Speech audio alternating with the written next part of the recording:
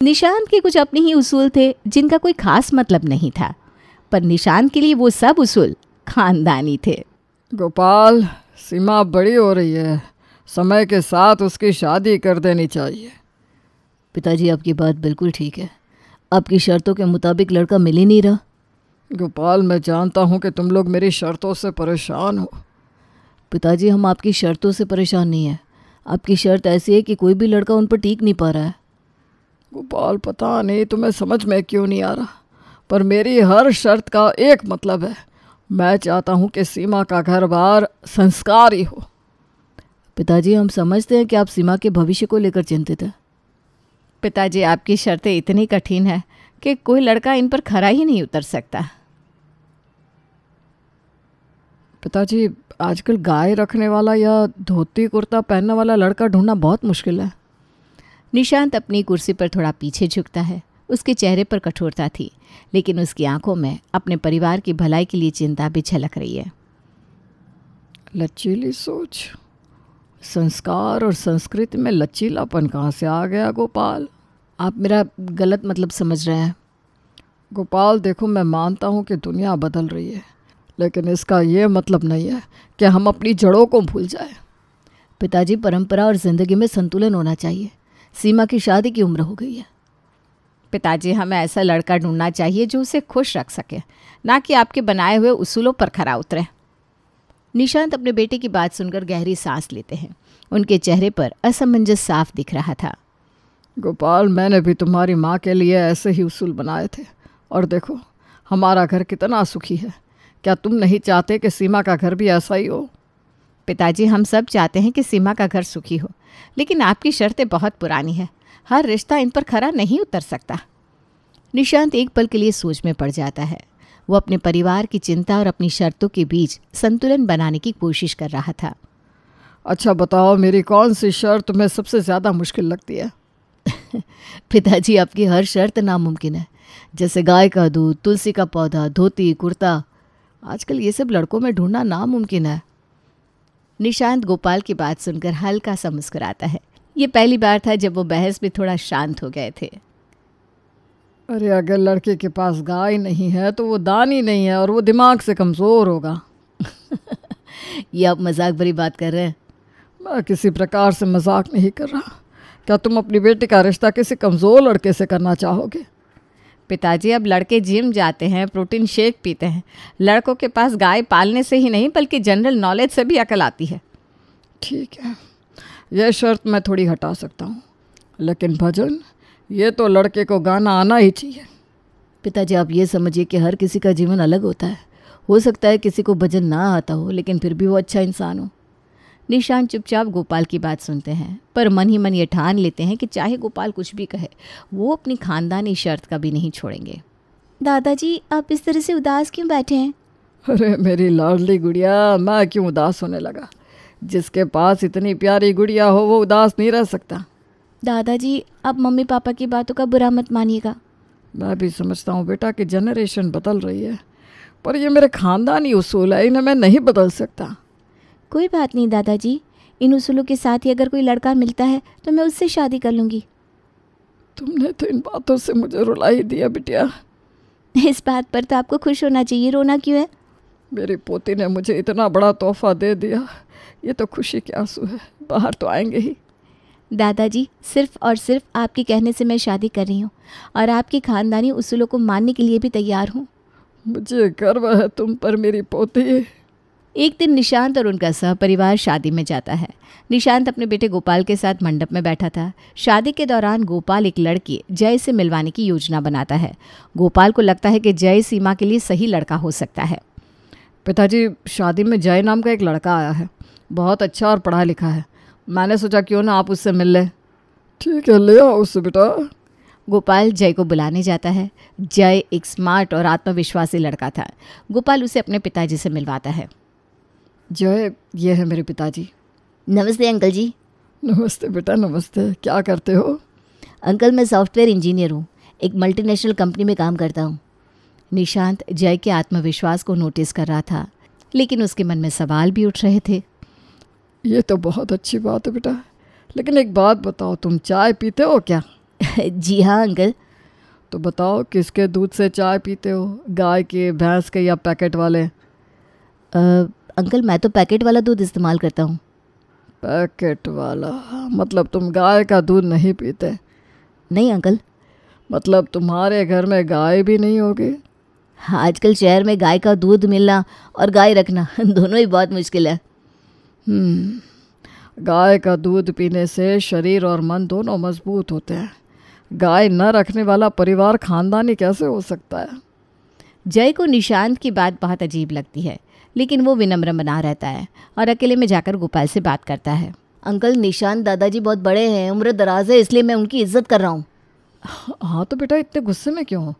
पहले अपना गुस्सा तो शांत करो। मुझे ये बात बिल्कुल समझ में नहीं आई कि गाय का दूध ना पीना और घर में गाय ना रखने से कोई खानदानी कैसे नहीं हो सकता। जय देखो, मेरे पापा की बातों का बुरा मत मानो, वो दिल के बुरे नहीं है। उनके उसूल तो हमें भी समझ में नहीं आते। देखिए अंकल जी, जो भी है, पर उन्हें इस तरह से बोलने का कोई हक नहीं है कि हम खानदानी नहीं है। अरे कोई बात नहीं बेटा, मैं अपने पिताजी से बात कर लूँगा। गोपाल को अपने पिता निशांत की शर्तों पर बहुत गुस्सा आता है। पिताजी, आपको पता है आज आपने क्या कर दिया? क्या कर दिया बेटा? पिताजी, इतने सीधे ना बनिए। कितना अच्छा लड़का हाथ से निकल गया ये आप भी जानते हैं। जिस परिवार के पास गाय नहीं, जो गाय का दूध नहीं पीते, उस परिवार की क्या बात करनी। पिताजी, आजकल के वक्त में कौन गाय पाल रहा है, और शहरों में तो गाय पालना मना है। गोपाल, तुम ये मत भूलो कि हम खानदानी हैं और हमारी पोती सीमा खानदानी मायके वाली है। मुझे सब पता है, पर एक बार लड़के के बारे में पूरी बात पता करके फिर उसे रिजेक्ट करते। मुझे कोई बात नहीं सुनी। रही बात शहर और गांव की, तो हम भी शहर में रहते हैं और हमारे पास भी 2 गाय है। इससे ज़्यादा मुझे कुछ नहीं कहना। निशांत की इन्हीं बातों से गोपाल के मन में गुस्सा भर जाता है। कुछ दिन बीतते हैं तो काजल एक लड़के अजय की तस्वीर और उसका फ़ोन नंबर लेकर अपने ससुर निशांत के पास आती है। पिताजी, मेरे दूर के रिश्तेदारों ने अजय नाम के लड़के की तस्वीर भेजी है। लड़का तो बहुत सुंदर है। उसका कोई नंबर है क्या? जी पिताजी, मैं कल सुबह ही कॉल मिलाकर आपसे इसकी बात करवा दूंगी। तो इस बात का फैसला भी कल ही हो जाएगा कि ये हमारे घर का दामाद बनने लायक इंसान है कि नहीं। अगले दिन सुबह ही काजल अजय को फ़ोन मिलाकर अपने ससुर निशांत से बात करवाती है। बेटा, मैं निशांत बात कर रहा हूँ। तुम्हारी तस्वीर मिली मुझे अपनी पोती सीमा की शादी के लिए। नमस्ते अंकल, कैसे हैं आप? मैं ठीक हूँ, तुम बताओ।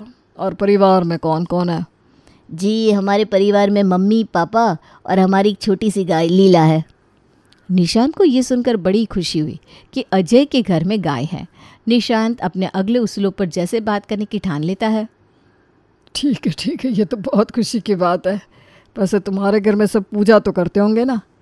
जी अंकल, पूजा किसके घर में नहीं होती, पूजा तो हर कहीं होती है। तो इसका मतलब तुम्हारे घर में तुलसी का पौधा भी होगा?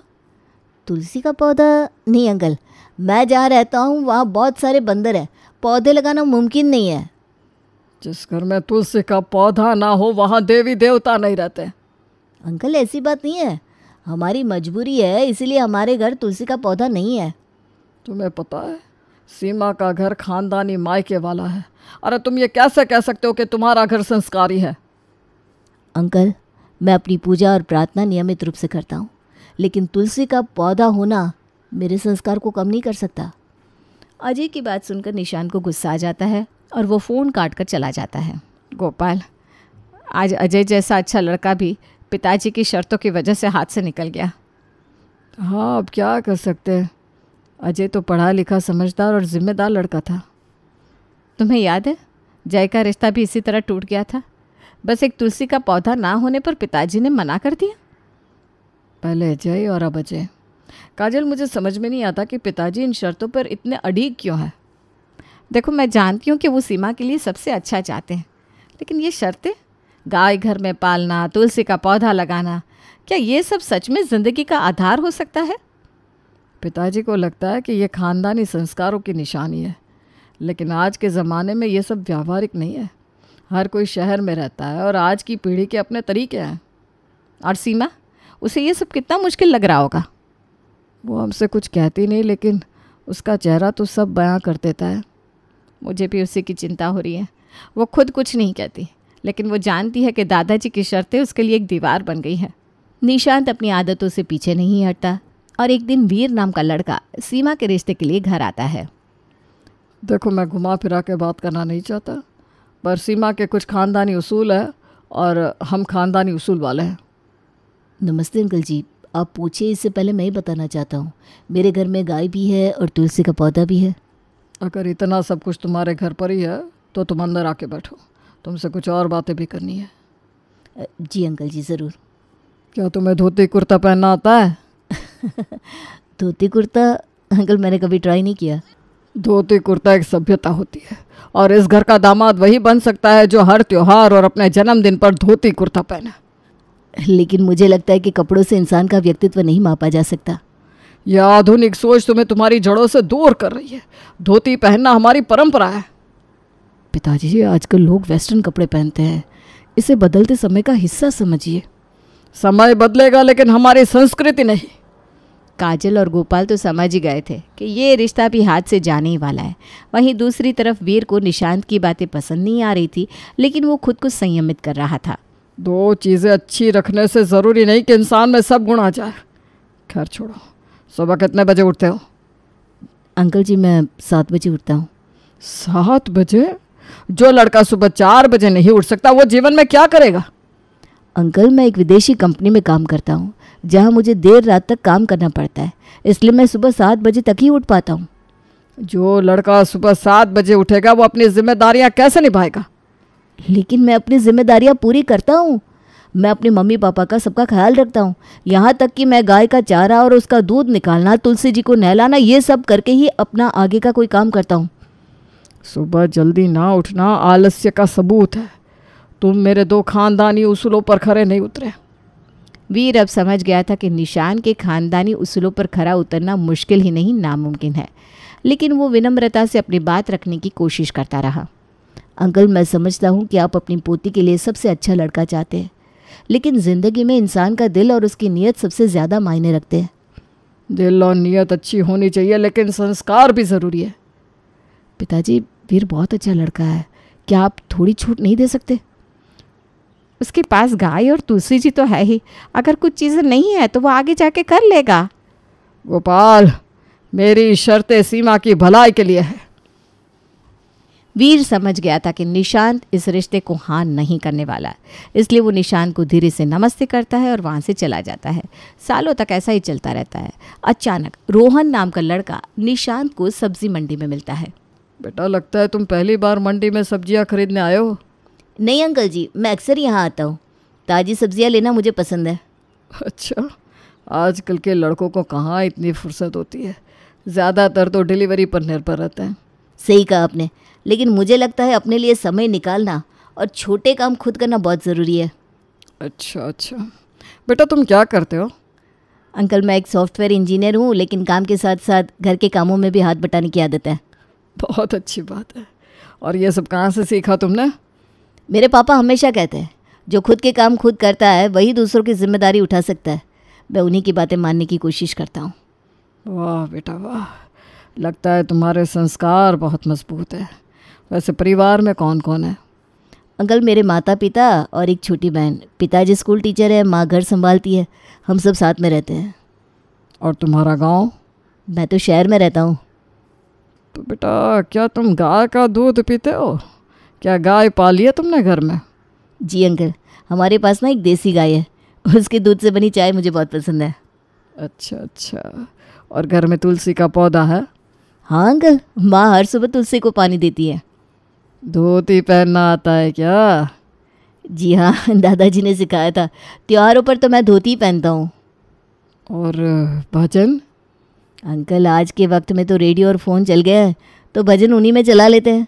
भजन आना ना आना कोई ज़्यादा मायने नहीं रखता। निशांत को रोहन में अपने आदर्श दामाद की झलक दिखने लगी थी, पर भजन वाली बात सुनकर निशांत को गुस्सा आ गया और वो वहाँ से चला गया। पर निशांत की पोती सीमा को रोहन इस कदर पसंद आ गया था कि वो उससे शादी करने के लिए घर से भागने को भी तैयार हो गई थी। दादाजी, मुझे रोहन बहुत पसंद आया था, आपने क्यों मना कर दिया? बेटा, हम खानदानी मायके वाले हैं, ऐसे अरे गहरे किसी से भी शादी नहीं कर सकते। हमारे भी कुछ उसूल है, उन उसूलों के हिसाब से हम शादी करेंगे। ठीक है दादाजी, अगर आपको लड़का पसंद नहीं आ रहा तो आप मुझे एक कोर्स करा दीजिए ताकि मैं पढ़ाई कर सकूं। अब कोई कोर्स करने की ज़रूरत नहीं है, कुछ टाइम में तुम्हारी शादी हो जाएगी, फिर तुम चली जाओगी। सीमा, तुम दादाजी की बात को समझा करो, उनकी हर एक बात सही है। शादी की उम्र हो रही है तुम्हारी, अब तो तुम्हें शादी ही करनी चाहिए बस। और वैसे भी दादाजी सही कहते हैं, हम खानदानी मायके वाले हैं, इसीलिए किसी से भी शादी नहीं कर सकते तुम्हारी। न जाने कैसी किस्मत लेकर पैदा हुई है कि दादाजी इतना परेशान हो गए तुम्हारी शादी कराने के लिए। भगवान जाने तुम्हें कब लड़का मिलेगा और इस घर से तुम विदा लोगी। सीमा अकेले में बहुत रोती है, पर उसने तय कर लिया था कि वो शादी करेगी तो सिर्फ रोहन से, इसलिए वो अपने माँ बाप से ये बात बताने चली जाती है। मम्मी पापा, मैं रोहन से प्यार करने लगी हूँ और मैं उसी से शादी करूँगी। बेटा, हम तुम्हारे दादाजी के खिलाफ जाकर तुम्हारी शादी नहीं करा सकते। कुछ दिनों बाद तुम्हारे दादाजी का जन्मदिन भी आने वाला है और उसी दिन वो तुम्हारी शादी शायद किसी अच्छे लड़के से करा दे। लेकिन जिस लड़के को दादाजी ने पसंद किया है वो तो मुझे बिल्कुल भी पसंद नहीं है और दिखने में भी अच्छा नहीं है, मैं कैसे उससे शादी कर सकती हूँ। लेकिन तुम्हारे दादाजी ने तो उस लड़के से तुम्हारी एंगेजमेंट अपने जन्मदिन वाले दिन ही तय कर दी है। और उनका ये फैसला कोई नहीं बदल सकता सीमा। बेटा, तुम एक काम करो, जो लड़का तुम्हें पसंद है तुम उस लड़के के साथ भाग जाओ, क्योंकि तुम्हारे दादाजी को मना करने की हिम्मत इस घर में किसी के पास नहीं है। सीमा रोहन के साथ भागकर शादी कर लेती है। कुछ दिनों बाद निशांत का जन्मदिन भी पड़ जाता है और जिस लड़के को निशांत ने पसंद किया था उस लड़के का पूरा परिवार, उसके रिलेटिव एंगेजमेंट की पूरी तैयारी करके उसके जन्मदिन में आते हैं। आखिर तुम्हारी लड़की ने मेरी नाक कटा ही दी ना। हम खानदानी मायके वाले हैं और हमारे उसूलों के खिलाफ जाकर उससे शादी कर ली। पिताजी, हम समझ सकते हैं, आपका गुस्सा बिल्कुल अपनी जगह सही है। पिताजी, जो अपनी किस्मत ऊपर से लिखवा के लाता है उसे बदल पाना किसी भी आम इंसान के लिए नामुमकिन है। हम आप सबसे अपनी लड़की के गलत व्यवहार के लिए माफ़ी मांगते हैं। पिताजी, उसकी किस्मत में जो लिखा था वो उसे मिल गया। आप भी गुस्सा थूक कर अपना जन्मदिन खराब ना करें और इसे भूल कर आगे बढ़े। जो हो गया था उसे बदला तो नहीं जा सकता था, इसलिए निशांत भी गोपाल की बात मानकर केक काट कर अपना जन्मदिन मना लेता है।